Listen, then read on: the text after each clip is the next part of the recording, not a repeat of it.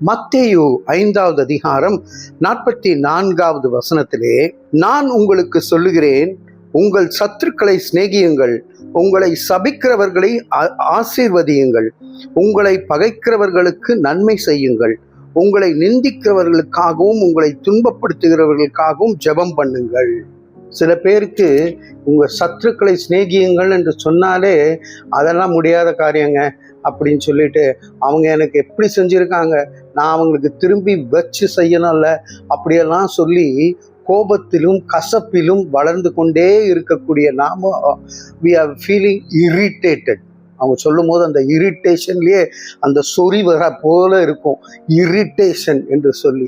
பிரியமானவர்களே, ஆனால் கர்த்தர் சொல்லுகிறார், உங்கள் சத்துருக்களை சிநேகியுங்கள். நமக்கு எடுத்துக்காட்டு வேதாகமத்திலே இயேசு கிறிஸ்துவே இருக்கிறார். சிலுவையிலே அவ்வளவு பட்ட பிறகும் அவர் சொல்லுகின்றார், பிதாவே, இவர்கள் செய்கிறது என்னதென்று அறியாதிருக்கிறார்கள், இவர்களை மன்னியுங்கள்.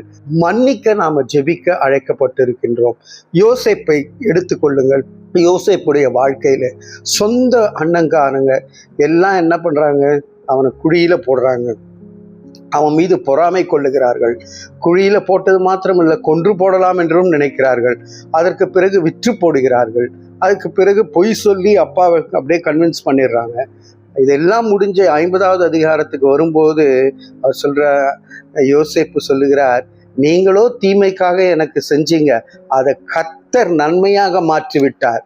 நீங்க ஜெபிக்கும் பொழுது கர்த்தர் அவங்க செய்த தீமையை உங்களுக்கு நன்மையாக மாற்றுகின்றார். பிரியமானவர்களே, அப்படிதான் தாவீது கூட யோசித்து பாருங்க.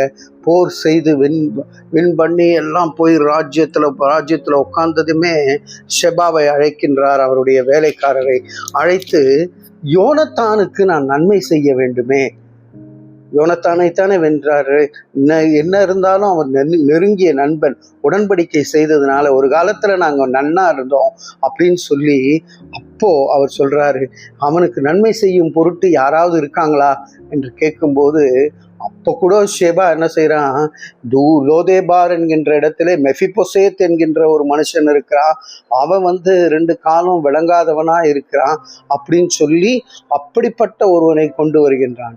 அந்த மனுஷனை கொண்டு ராஜ்யத்திலே உட்கார வைத்து, அதாவது ராஜ்ய பந்தியிலே உட்கார வைத்து அழகு பார்த்த தாவீதை பார்க்கின்றோம். சத்ருவை சிநேகியுங்கள், சிநேகிக்க முடியாமல் போனாலும் அவர்களுக்காக ஜெபியுங்கள். அவர்கள் செய்ததை மறந்து கர்த்தர் அதை நன்மைக்கு ஏதுவாய் நமக்கு மாற்றுகின்றவராயிருக்கிறார்.